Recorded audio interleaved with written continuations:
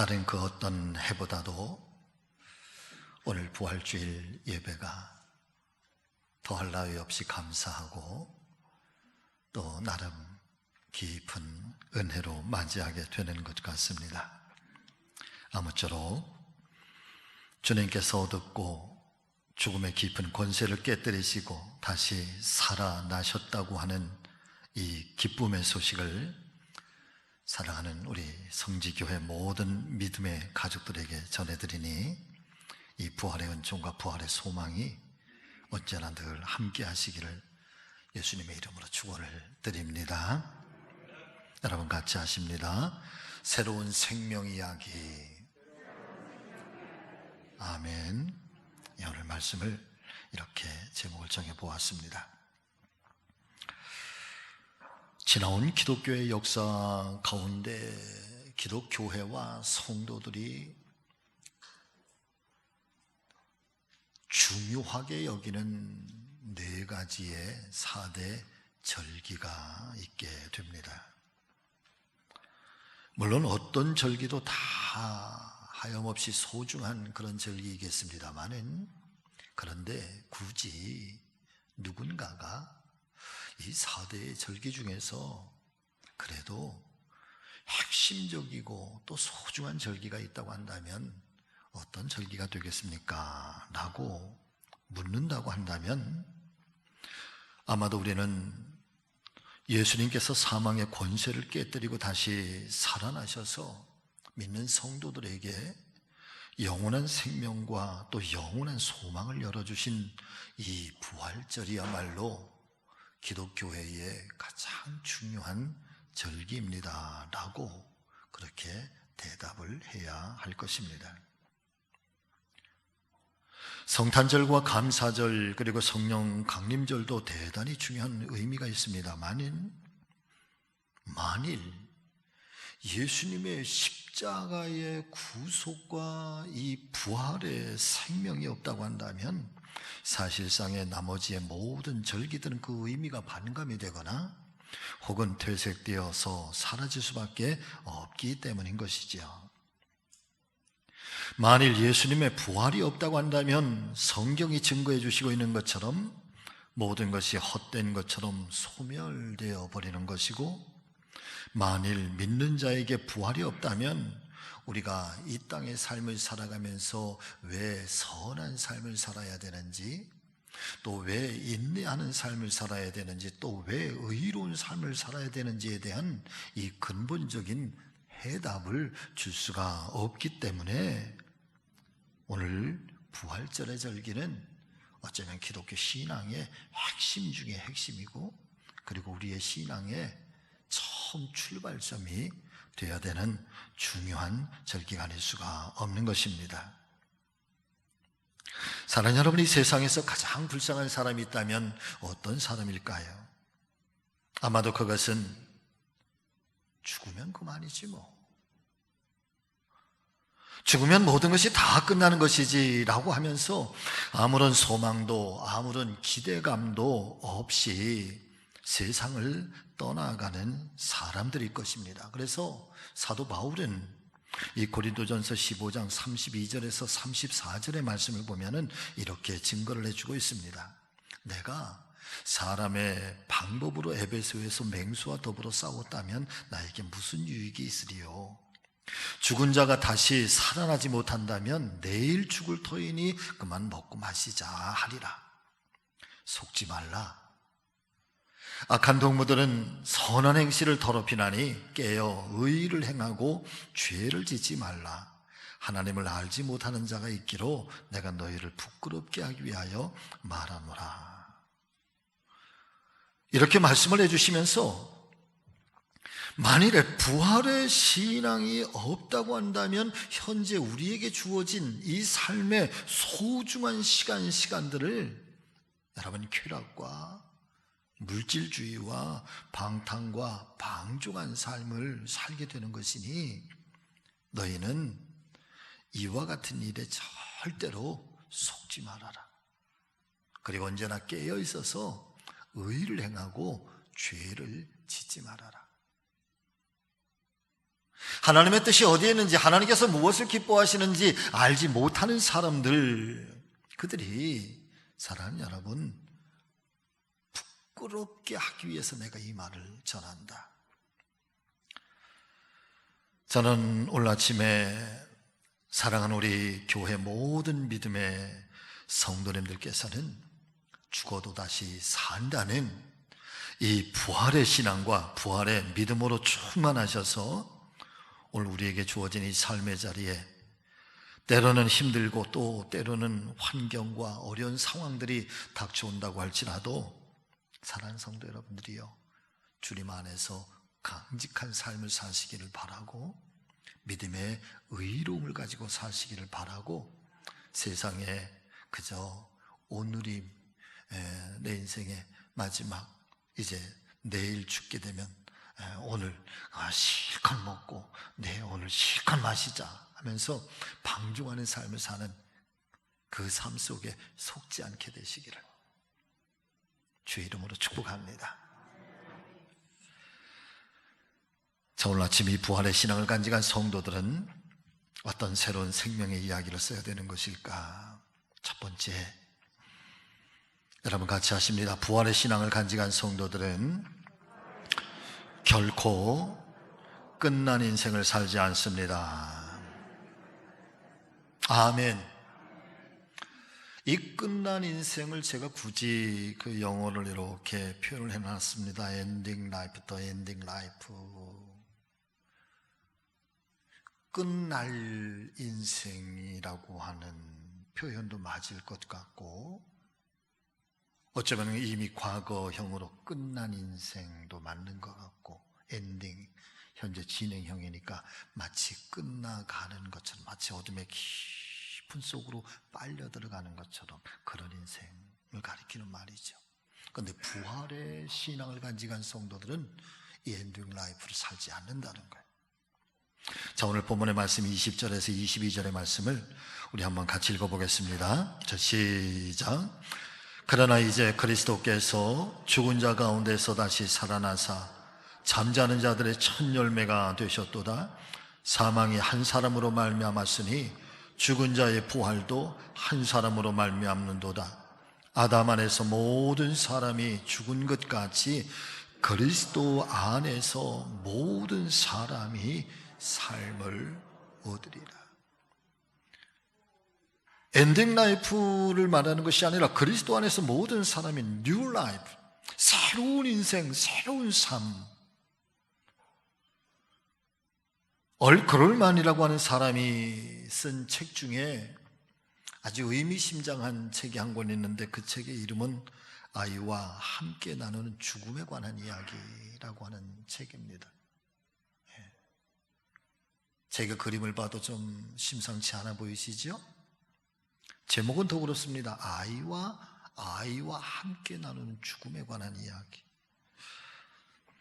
이 글을 보면은 이 얼크롤만이라고 하는 사람은 사람들은 죽음에 대하여서 어떻게 설명하고 있는가, 죽음에 대해서 어떻게 받아들이고 있는가라고 하는 이야기를 우리에게 전해주고 있습니다. 이 얼크롤만이라고 하는 사람은 슬픔을 당한 사람들을 카운셀러 해주면서 카운슬링을 해주면서 이 사람들의 슬픔을 위로해주고 치료해주는 그런 슬픔 카운슬러입니다. 이런 이야기를 전해주고 있죠.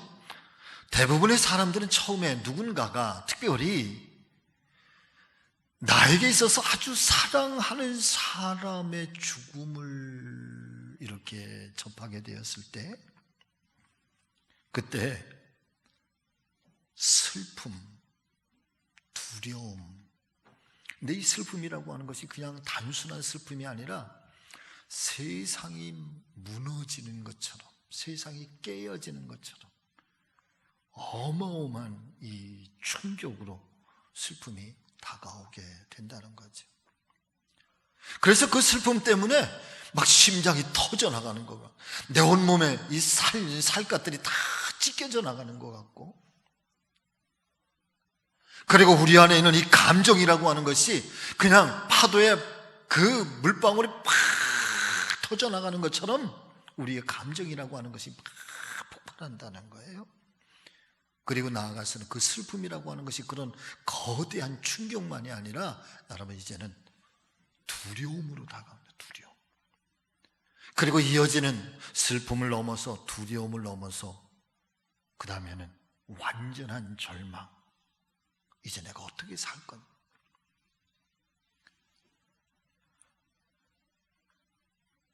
그것도 원치 않는 어떤 이 강제적인 이별을 당하게 됨으로 말미암아서 그 삶에 어떤 일도 경험해 보지 못했던 엄청난 그런 아픔을 갖게 된다는 것이지요. 자, 그런데 참 다행스럽다고 말씀을 드려야 될까? 그렇게는 고통스러웠던 이 거대한 슬픔과 이 두려움도, 이 이별도 사랑하는 여러분, 점차 세월이라고 하는 시간 안에서 조금씩 잊혀지게 되고 약화되어지면서, 그리고 조금씩 평안을 찾아가게 되는데, 어쩌면 이 세월이라고 하는 것, 기억의 퇴색이라고 하는 것은 하나님께서 사람을 창조하시면서 이런 상황 속에서도 그래도 또 살아갈 수 있도록 만들어주신 하나님의 인간 속에 심어진 최소한의 사랑의 선물이랍니다.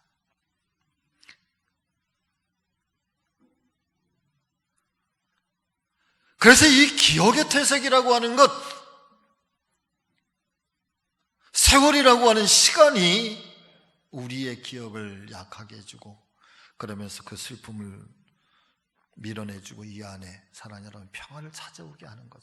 만약에 하나님의 이 작은 은혜의 선물이 없다고 한다면 그 당시에 받았던 충격은 내 살아가는 동안에 하나도 약화되지 않고 언제나 내 안에서 살아있어서 잠시도 그런 일을 겪고 난 이후에는 잠시도 도저히 그 생애를 살아낼 수가 없기 때문에 하나님은 우리에게 주신, 어쩌면 가장 이 기초적으로 주신, 인간에게 주신 사랑의 선물, 자비의 선물이 기억의 퇴색이고 여러분 세월의 시간 은혜라는 거예요. 자, 그런데 이 얼크롤만이라고 하는 사람은 이 죽음에 관한 이야기를 전개하면서 어른들은 어떻게 죽음을 받아들일까에 대한 이야기를 쭉 하고, 그런데 그 중에서도 특별히 어린 아이들에게 이 죽음에 대해서 어떻게 이야기를 해줘야 되는가, 특별히 사랑하는 사람과의 이 이별에 대해서 대부분의 어른들은 아이들에게 죽음을 이렇게 설명을 한다고 하지요. 하늘나라로 갔다고, 또 먼 나라로 여행을 떠났다고, 죽음에 관해서 감추는 방법을 선택하거나 아니면 하나님께서 천사로 선택하셨다고 깊은 잠에 빠졌다고, 그래서 이 죽음이라고 하는 것을 굉장히 미학적으로 설명을 한다는 거예요. 그래서 그 아이들의 이 충격을 좀 줄이기 위하여. 그런데요, 사실 아이들은 이 죽음이나 이별이나 이런 극단적인 아픔과 슬픔에 대해서 어른들처럼 그렇게 사실적으로 그렇게 막 크게 못 느낀대요. 작대요, 고통의 크기가. 그런데 오래 간대. 오래, 어른보다도 훨씬 더 오래 간대. 그러면서 하는 이야기예요. 아이들에게 이 죽음에 대해서 사실적으로 이야기를 해줘야 됩니다. 그런데 사랑하는 여러분, 아이들에게 이 죽음에 관한 이야기를 가르쳐 주라고 하면서 이 얼크롤만이라고 하는 사람이 슬픔을 이겨내고 그리고 새롭게 나아갈 수 있도록 해주는 아주 가장 강력한 힘이 있는데, 그것이 뭐냐면, 같이 하십니다. 죽음 이야기는 곧 새로운 생명의 이야기입니다.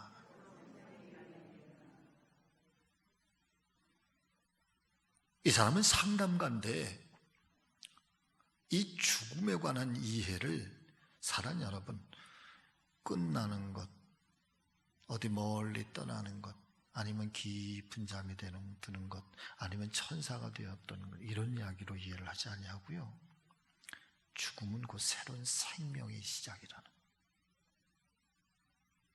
어쩌면 하나님의 말씀인 성경이 이 세상의 모든 사람들에게 주고 싶어하고, 성경이 말씀하고 싶어하고, 하나님께서 이 구속사를 통해서 온 인류에게 선포하시고 싶어하시는 하나님의 강력한 복음의 메시지.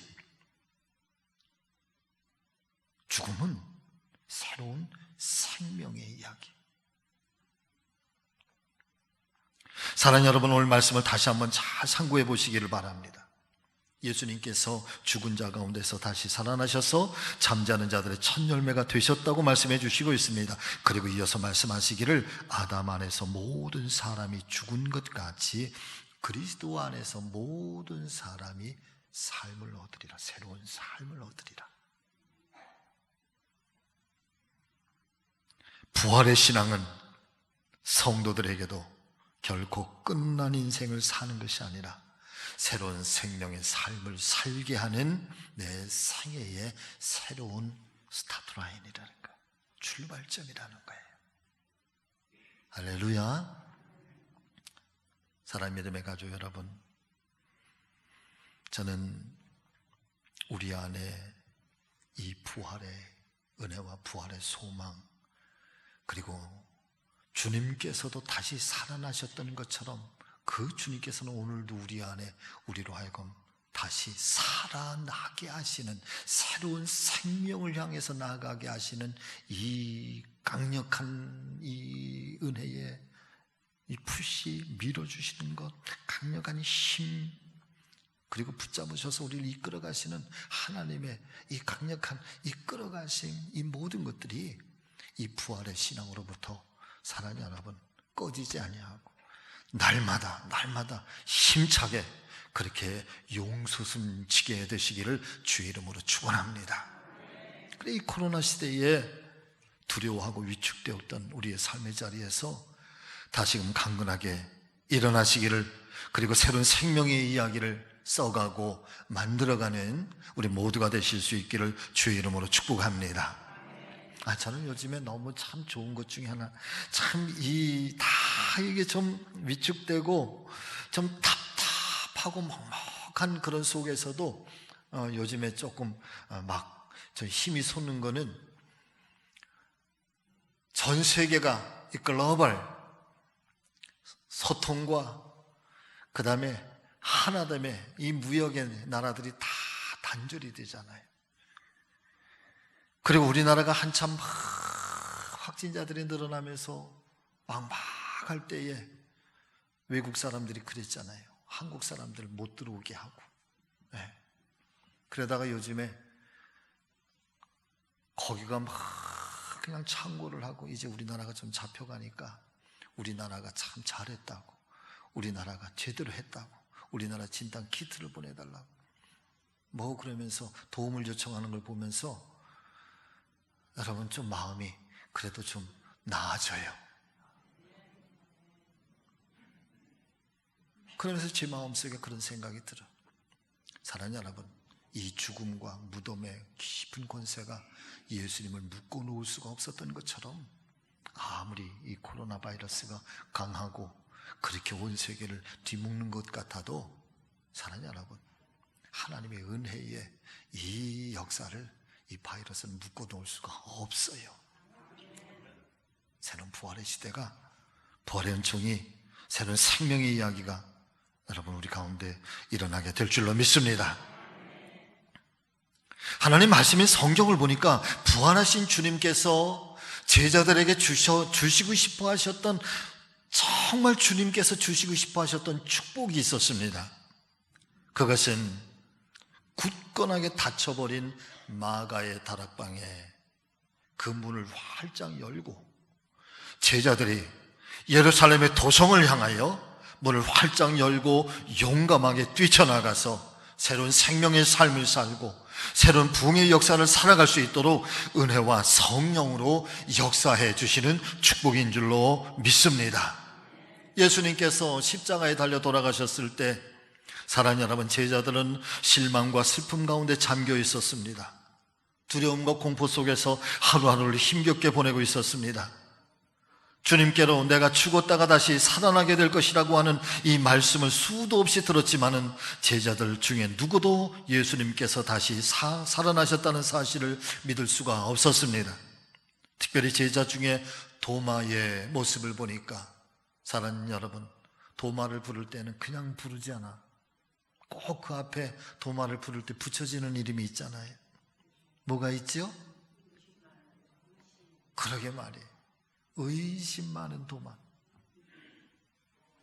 별로 명예롭지 않은 그런 이름이지만은, 근데 말씀을 보니까 도마가 얼마나 이성적인 사람이었는가, 도마가 얼마나 합리적인 사람이었는가, 도마가 얼마나 철저하게 자기의 어떤 그 소견과 자기의 믿음을 믿었던 사람이었는지, 예수님의 부활하심에 대해서 그는 들었음에도 불구하고 도마가 이렇게 이야기를 하지요.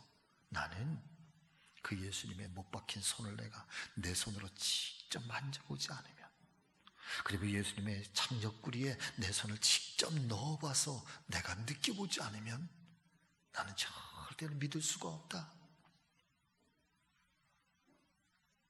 그 도마의 그 이야기에 대해서 정확하게 예수님께서 8일 후에 도마에게 나타나셔서 하시는 말씀이에요. 내 손을 들어서 내 못자국을 만져보고, 내 손을 내밀어서 나의 옆구리에 물과 피를 흘렸던 그 창자국에 내 손을 넣어 보라. 그리하여, 여러분 같이 하십니다. 믿음 없는 자가 되지 말고 믿음 있는 자가 되라. 아멘.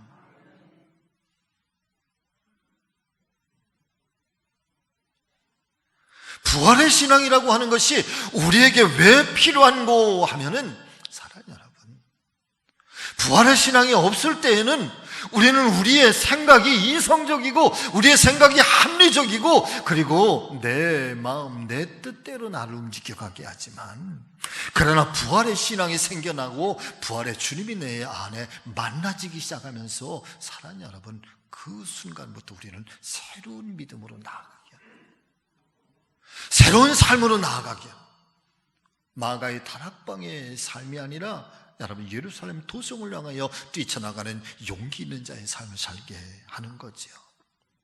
도마만 아니라 이후에 제자들에게도 수없이 많은 변화가 생겨나게 됩니다. 더 이상 그들은 과거의 그들이 아니었던 것이지요. 슬픔은 기쁨으로 변하였습니다. 실망은 소망으로 변하였습니다. 불안과 공포는 은혜와 평강 가운데서 담대해지기 시작하였습니다. 더 이상 마가의 다락방에 숨어 있으면서 두려워하며 떨고 있는 사람들이 아니라, 이제는 당당하게 세상 밖으로 나가 세상 사람들에게 구원의 복음과 죄사함의 비밀을 힘차게 선포하면서 마침내 그 시대의 주인이었던 이 강력한 로마까지도 정복하는, 복음으로 정복하고 예수의 사랑으로 정복하고 말씀으로 증거하는, 여러분 부활의 증인들이 될 수 있었던 것입니다. 어떤 변화일까? 그 얼마간의 시간 속에 그들 안에서 어떤 일들이 일어났기 때문이었을까? 성경은 두 가지만 이야기해. 부활의 주님을 만났다는, 부활의 주님을 만났다. 그들 안에 부활의 신앙이 생겨났다. 두 번째, 오순절날 성령께서 각 사람의 머리 위에 임재하셨다. 할렐루야.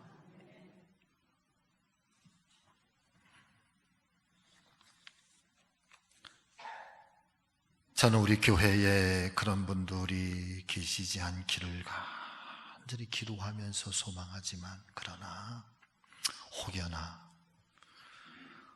우리 가운데 이 세상을 살아가시면서 내 인생이 여기가 끝이구나, 내 인생이 여기가 무덤이구나, 더 이상 물러설 곳조차 없다고 마치 벼랑 끝에 절벽 끝에 서 있는 것처럼 위태롭게 여기는 그런 분들이 혹여나 계시다고 한다면, 사랑하는 여러분, 말씀을 드립니다. 지금 여기가 우리의 인생의 마지막 종착역일까요?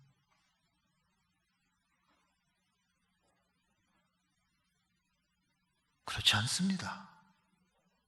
어떤 상황이나 조건 때문이 아니라 살아계신 우리 하나님, 살아계신 우리 주님께서 이 깊은 어둠의 무덤과 사망의 깊은 권세를 깨뜨리시고 다시 살아나셔서, 그리고 제자들 속에 나타나시고 제자들과 함께 하시면서 제자들 속에 부활의 소망, 새로운 생명의 삶을 살게 하시는 것처럼, 여러분, 그 하나님은 오늘도 우리 하나님인 것을 믿으실 수 있기를 바랍니다.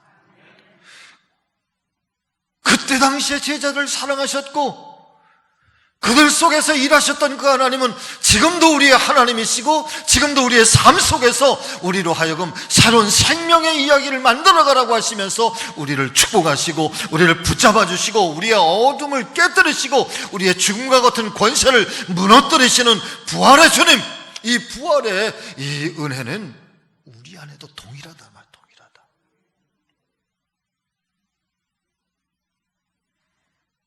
이것이 오늘 이 부활절 아침에 다시 살아나신 주님께서 우리에게 들려주시는 희망의 신앙이고 희망의 복음입니다. 끝났다고 생각했는데 그게 아니라 그 순간부터 또 다른 생명의 이야기가 펼쳐지기를 주님께서는 소망하시는 것처럼, 사랑 믿음의 가족 여러분, 오늘 저와 여러분 모두에게 이 부활의 은혜가 임하셔서 우리의 삶 속에, 우리의 가정 속에, 또 우리의 현실 속에 어둠이 아니라 새로운 생명의 이야기들을 써가고, 그런 생명의 이야기들이 밝히 일어나는 그런 복된 가정들, 복된 인생 되시기를 주의 이름으로 축원합니다. 축복합니다. 부활의 신앙이 주는 현재적 의미는 무엇인가? 디트리히 본헤퍼라고 하는 독일의 신학자여 독일의 목사님은 1940년에 그가 쓴 이 옥중서신이라고 하는 책에서, 사랑 여러분, 부활의 의미에 대해서 세 가지로 정리를 해서 말씀해 주시고 있는데, 첫 번째로 예수님의 부활이 없었다고 한다면 세상의 어둠의 권세가 하나님을 이겼을 것이다. 부활이 없다고 한다면.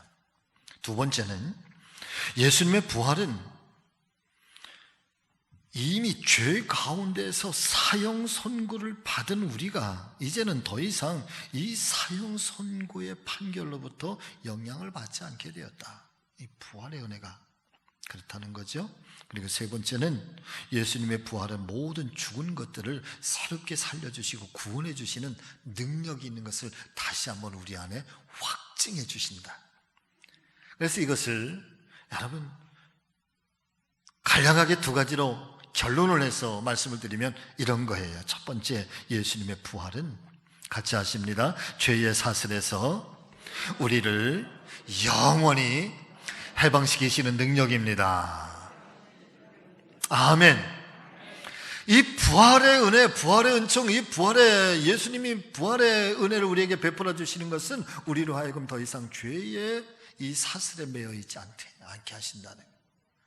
과거에 지었던 죄든 현재 짓는 죄든, 아니 우리가 태어나기 전부터 인류 속에 흘러오고 있는 모든 원죄, 이 죽음의 결과로 맞이할 수밖에 없는 이 원죄까지도, 사랑하는 여러분, 예수님의 부활은 과거의 사람이든 오늘의 사람이든 또 미래의 사람들이든 이 예수님의 부활은 영원토록 죄의 사슬에서 우리를 해방시키는 능력이다.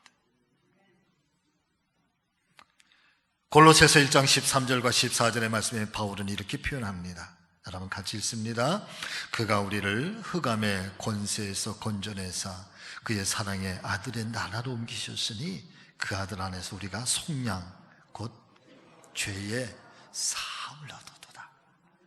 할렐루야. 사랑하는 여러분, 죄의 옷을 벗어 던지게 하셨고 칭의의 옷을 입게 하신 하나님. 두 번째는 예수님의 부활은 무의미한 내 삶의 참된 가치와 목표를 다시금 찾게 해주는 힘이 됩니다. 저는 이 말씀의 의미를 사도 바울에게서 가장 근접해서 발견하게 되는데, 한번 이 말씀을 여러분 한번 같이 읽어보실까요? 빌립보서의 말씀 자, 3장 7절에서 9절의 말씀인데 같이 읽습니다. 시작. 그러나 무엇이든지 내게 유익하다는 것을 내가 그리스도를 위하여 다 해로 여길 뿐더러 또한 모든 것을 해로 여김은 내 주 그리스도 예수를 아는 지식이 가장 고상하기 때문이라. 내가 그를 위하여 모든 것을 잃어버리고 배설물로 여김은 그리스도를 얻고 그 안에서 발견되려 하매니 내가 가진 의의는 율법에서 난 것이 아니요 오직 그리스도를 믿음으로 말미암은 것이니 곧 믿음으로 하나님께로부터 난 의의라. 아멘. 이 사도 바울이 부활하신 예수 그리스도를 만나기 전에는 내가 추구하던 내 삶의 가치가 있었던 거야. 내가 살고 싶었던 최고의 인생의 목표가 있었던 거예요. 그런데 그렇게 추구하고 그렇게 살기를 원하고 그렇게 갖기를 원했던 그 삶의 모든 목표와 가치와 이 중요한 내 삶의 길들이 예수 그리스도를 만나고 나니까 여러분 그게 전혀 달라. 새로운 삶에 대한 눈이 열려지기 시작하는데, 그래서 그는 표현하기를 내가 유익하던 것을 그리스도를 위하여 다 해로 여길 뿐더러 이 모든 것을 내가 그를 위하여서 그분을 위하여서 다 잃어버리고 다 배설물로 여기면, 그렇게 다 버릴 수 있으면 나에게 새로운 가치가 생겼기 때문이다. 그 새로운 가치는 예수 그리스도인 거예요.